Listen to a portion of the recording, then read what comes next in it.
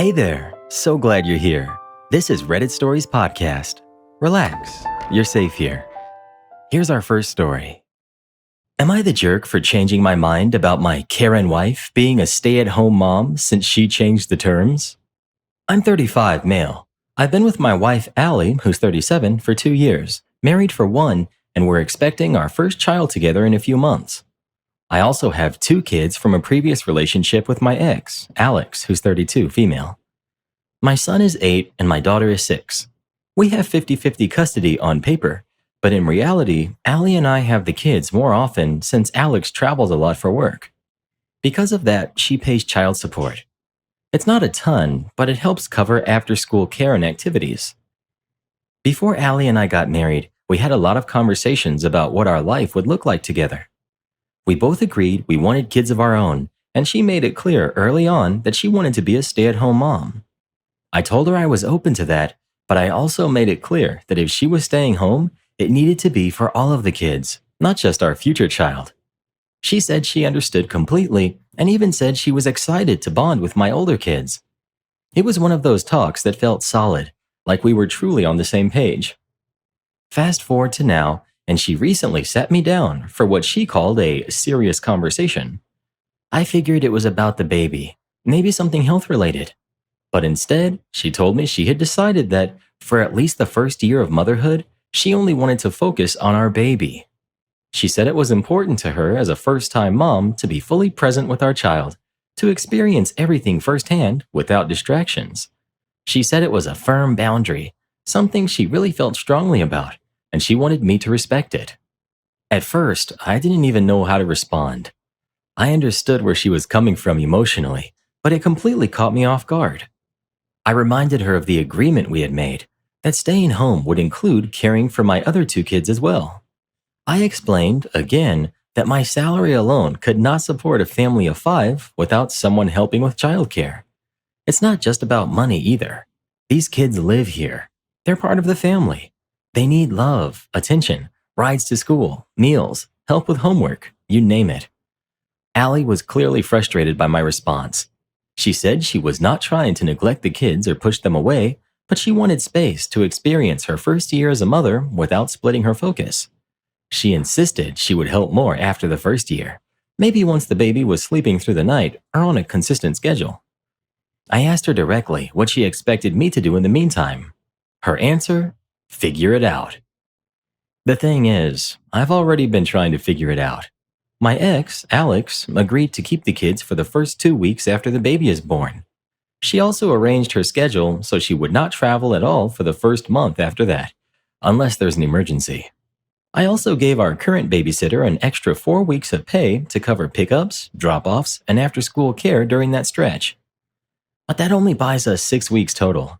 After that, I was assuming we would go back to the setup we agreed to. Instead, I'm now looking at least a full year of covering for both of us. We have family nearby, and they help when they can, but they're not full-time support. This is not sustainable, not without hiring someone full-time, and that's just not in the budget unless Allie goes back to work, which she won't. She said she wants to have another baby soon after, and I'm genuinely concerned that she's going to keep moving the goalpost. She's now furious with me for even suggesting we might need to reconsider the stay-at-home arrangement. She feels like I misled her or that I'm not respecting her experience as a new mom. I told her this isn't about her not being a good mom. It's about the reality of our situation. If she can only take care of 1 kid, then she's not really a stay-at-home mom. She's a stay-at-home parent to her child, not our family. Now she's upset, I'm stressed, and our communication has hit a wall. I don't want to start our baby's life on a foundation of resentment or broken promises. But I also can't carry this entire load on my own. I feel like I'm stuck between being a good partner and being a good dad. And I honestly don't know how long I can keep trying to be both without breaking. Would I be the jerk for backing out of the original agreement? Or am I just trying to adapt to a situation that she suddenly changed without thinking through the consequences for the rest of the family? Not the jerk. You didn't move the goalposts, she did. You were upfront from the beginning about what being a stay-at-home parent meant in your family, and she agreed to it. Now she's acting like it's outrageous to be asked to follow through. Wanting space as a new mom is valid, but expecting you to carry everything while pretending the other kids don't exist? That's not realistic, especially when there are bills to pay and mouths to feed. Not the jerk. You set clear expectations from the beginning, and she agreed to them. Wanting to focus on the new baby is totally understandable, but the reality is, you already have a family with responsibilities that don't just go on pause because there's a newborn. It sounds like she's treating your older kids like optional extras rather than part of the core family, and that's not something you can afford to overlook. It's not fair to expect you to shoulder everything while she decides what her boundaries are in real time. Relationships and parenting are about compromise, not one person unilaterally changing the rules and expecting the other to just figure it out. So let me get this straight. She wants to be a stay at home mom, but only to the baby, not to the entire family that she married into? Exactly. It's like applying for a lifeguard job, showing up and saying, I only save people under 1 year old. The rest of you, float. I mean, to be fair, newborns are cute, and they don't ask for snacks every 10 minutes. But still, you don't get to pick which ones you want to parent, and which ones you get to ignore. Right? She married into a package deal. You can't just hit unsubscribe on half the kids because you found a better one in the womb. Honestly, if this is her first time setting a boundary, she might want to start with something like, don't text my ex at 3 a.m. instead of refuse to help raise my stepkids. Or maybe just set a boundary with reality, because clearly she's not living in it. My dad became an alpha male influencer, and it's costing him everything. Literally. My 55-year-old dad, who already owns a successful tree removal company and drives a hot rod, decided to become an alpha male influencer. He took out a massive loan to get mentored by another influencer, and now his whole identity has imploded. I don't know how to help him without saying, I told you so. So yeah, this is one of those stories where I'm not even sure how to start because the whole thing is just one long train wreck that you can't look away from. I live with my dad. He's 55, divorced 6 years ago. He is, or was, a pretty normal guy. Blue collar, self-employed, owns a successful tree removal company that he built from the ground up over the last 20 years. He's strong as heck, still climbs trees with chainsaws, and drives a candy apple red 1970 car that he calls the Beast. The man owns a 4-bedroom house, has 0 debt, or had 0 debt, and makes good money doing honest work. The point is, my dad was already living the dream. He had no business trying to become a social media guru. But after my mom left him several years ago, cheated on him with some corporate consultant she met at a leadership retreat, he kind of just unraveled. He didn't fall apart overnight. He kept running his business, but he started spiraling emotionally. The whole midlife crisis thing, he took it as a personal challenge. At first, it was just changes to his wardrobe. He swapped out his flannels and work boots for tight black gym tees, joggers, and some chunky red high-end sneakers I know he bought because he saw someone wear them on Instagram. He started shaving his head even though he still had a great hairline, and got sleeve tattoos that included Roman gladiators, a skull with a crown, a wolf staring into fire, and an eagle crying over an hourglass. He said it represented time lost and power regained. I laughed so hard when he said that I had to pretend I was coughing. Then he discovered alpha male influencers. You know the type. Dudes in tight t-shirts screaming into a webcam about how real men don't have cheat days and discipline is the only love language that matters. My dad started quoting them at the dinner table too. I'm not kidding. He once looked me dead in the eye while I was eating spaghetti and said, "You know, lions don't ask for permission. They just eat." What does that even mean? Anyway, it didn't stop there. He eventually launched his own personal brand using his real name. Yes, that's what he called it. He bought a ring light, a tripod, a lav mic, and converted the garage into a content studio. I walked in once and found him filming shirtless in front of his weight bench, yelling at the camera about how the modern man is being coddled by society and seed oils. He told me his mission was to awaken the primal energy inside every man. Meanwhile, he still had sawdust in his hair from taking down a maple tree earlier that day. To be fair, I figured this would fizzle out. He'd post a few videos, get bored, and go back to fixing up the car and yelling at squirrels. But no, he went all in. He built a website, probably using one of those build your empire templates, and launched an exclusive coaching program that promised to turn regular men into optimized warriors. The price? Thousands per month. I'm not even sure how much exactly, but the site said serious men only and mentioned application fees. All the language was vague and dramatic, like if you had to ask how much it costs, you're not ready for this. Spoiler, no one applied. Oh gee, I wonder why. And even though he wasn't getting clients, he was a client. Yep, my dad signed up for coaching with another alpha male influencer. He took out a $50,000 loan to cover a year of one-on-one elite mentorship. I begged him not to do it. I told him he didn't need it, that he already ran a successful business, had a great house, and didn't need to reinvent himself as a discount Joe Rogan with a chainsaw license. But he said his coach had unlocked something in him during their free discovery call and that this was his next chapter. It gets worse. He's flown twice to Miami for mastermind weekends, which he described as like church for real men. He came back with more tattoos, protein powder samples, and a phone full of shirtless selfies taken on hotel balconies with captions like, "Rise, grind, repeat." One photo had him flexing next to a pool while holding a steak. Meanwhile, his actual business, his real source of income, started taking a hit. He was missing calls from clients because he was too busy editing YouTube thumbnails and arguing with teenagers on TikTok. His employees were confused. One of them called me asking if my dad was okay because he came to a job site in a black tank top and aviators, filmed himself swinging an axe, then left without saying a word. Eventually, people online started trolling him. At first, it was just sarcastic comments. "Thanks, Dad, I'll go lift now." And, "Bro got cheated on once and now thinks he's Marcus Aurelius." That kind of stuff.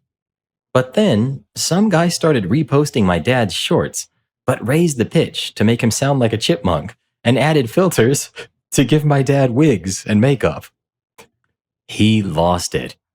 He started replying to every troll, posting response videos saying things like, "Weak men mock what they fear." He made a 12-minute monologue called "The Collapse of Masculinity," where he quoted himself as if he were some kind of philosopher. He said things He said things like, "A lion doesn't waste time explaining himself to the sheep." I swear, this man was once my little league coach. I tried to gently suggest that maybe he shouldn't engage with the trolls. He said, "They're weak. I feed on their hate." Okay. Eventually, the pressure cracked him. One day, every account was gone. Instagram, TikTok, YouTube, his website, deleted. I asked him what happened, and he just said, "They're not ready for me." Like he was ahead of his time and not just having an ego meltdown in 4K. That was 3 weeks ago. Since then, he's barely talked to me. I know he's embarrassed, but I don't know how to reach him without making it worse. I want to help, but I also don't want to be the person who says, "Hey, remember when you dropped 50 grand on a life coach and then got ratioed off the internet?" So Reddit, how do I support my dad when he clearly needs purpose and connection, but chose the worst way to find it? How do I help him feel like his life is still meaningful without encouraging him to restart Alpha Male Program Phase 2? Because I know this sounds funny, and yeah, it is. But he's also lonely. He's hurting. He's trying so hard to prove he's still valuable, still strong, still worthy of something. But watching him crash and burn like this has been both hilarious and heartbreaking. I just want my dad back, the one who made dumb jokes, fixed everything with duct tape, and was already amazing without ever needing to post about it. This story was absolutely hilarious, but also genuinely sad in a very real way. It's easy to laugh at the tattoos, the steak by the pool photos, and the 12-minute shirtless monologues.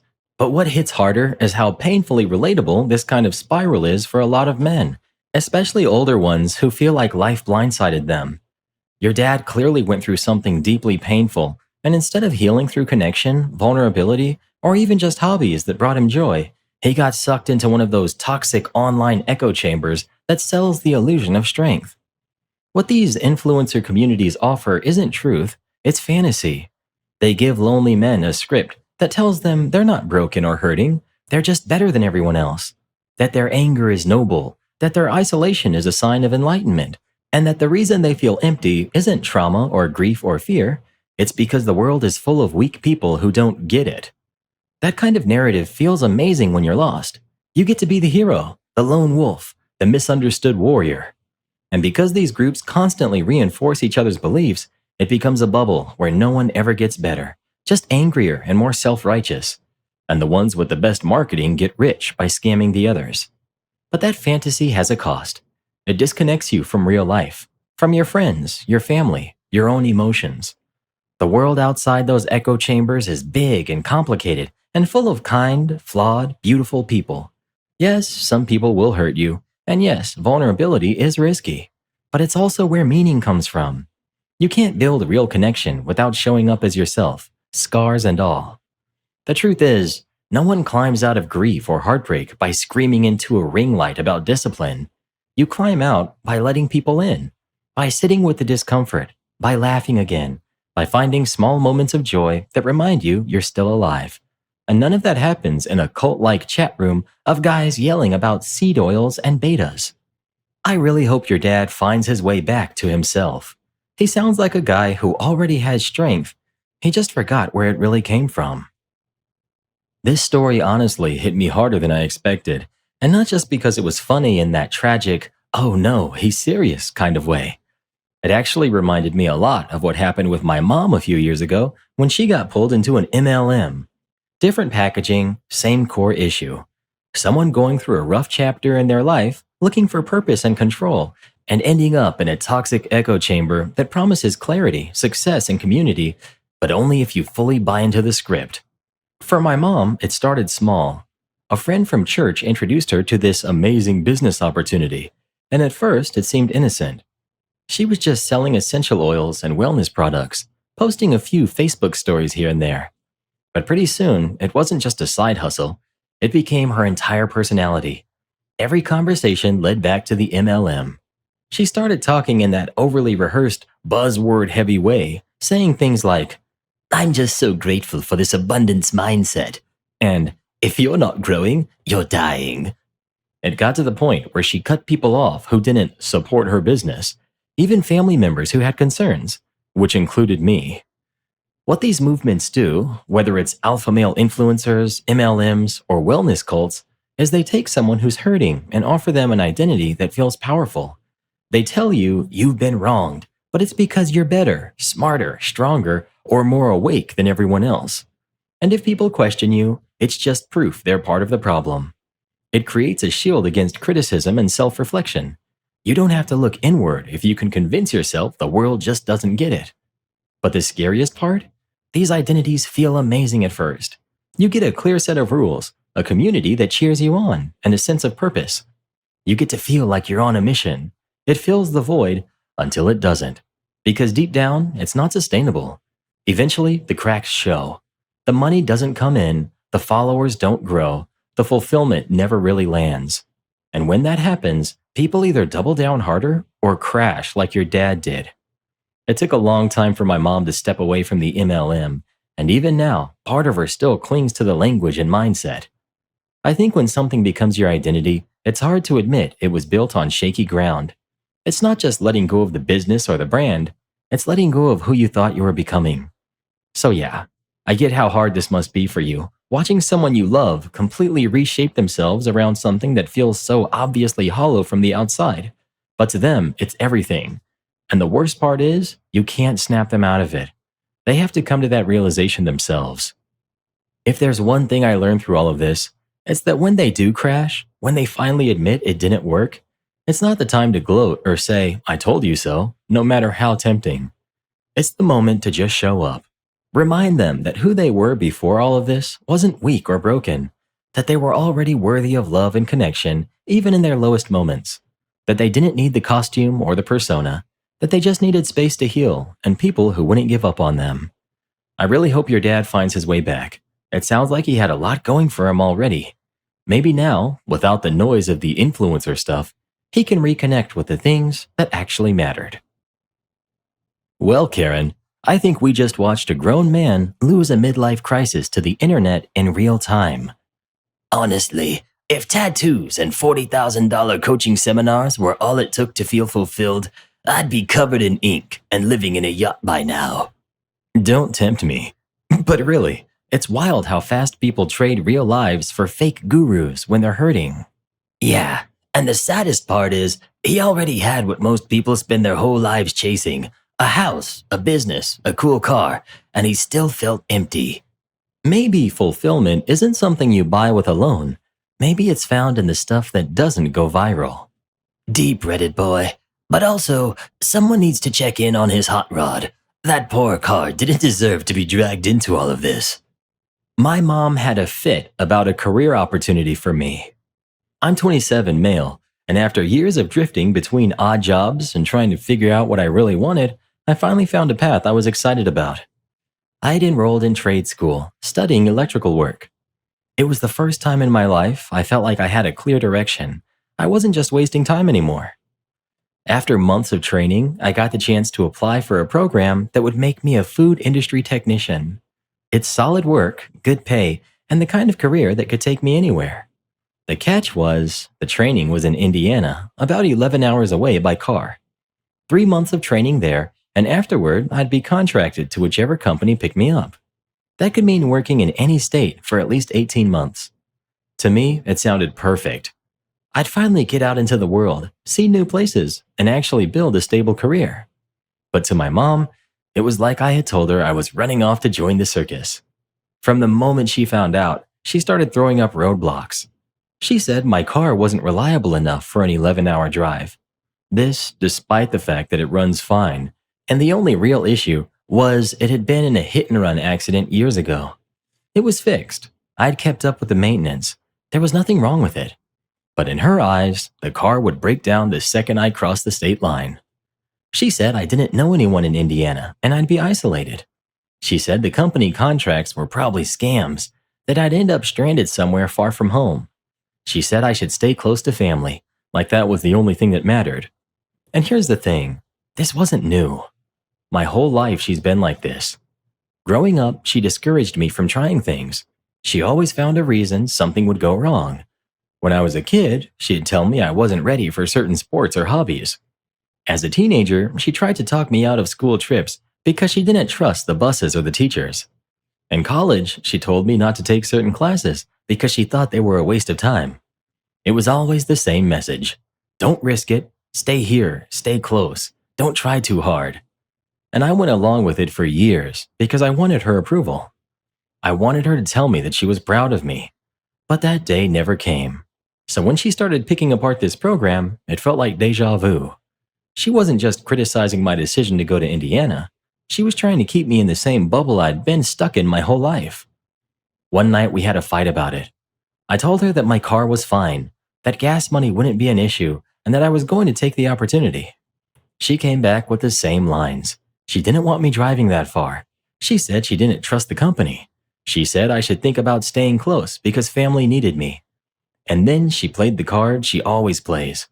She said she had raised me by herself, that everything I had was because of her, and that the least I could do was listen to her.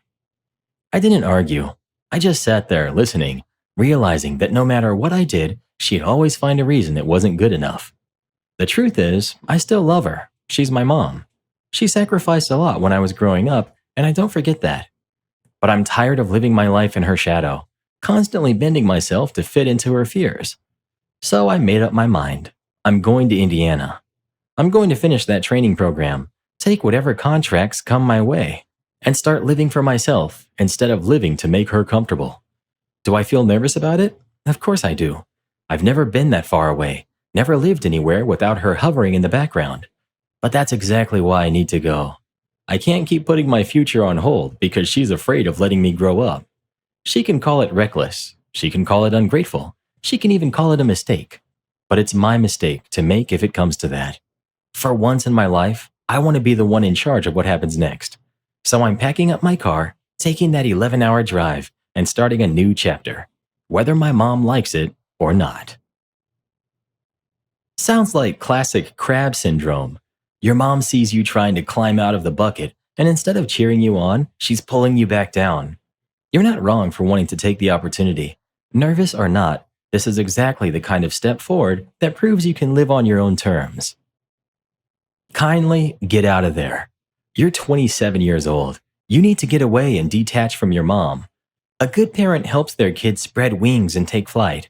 Start flapping and get to Indiana. So what if you don't know anyone? Time to start meeting people. That's one of the exciting, and also hard, parts of doing something new.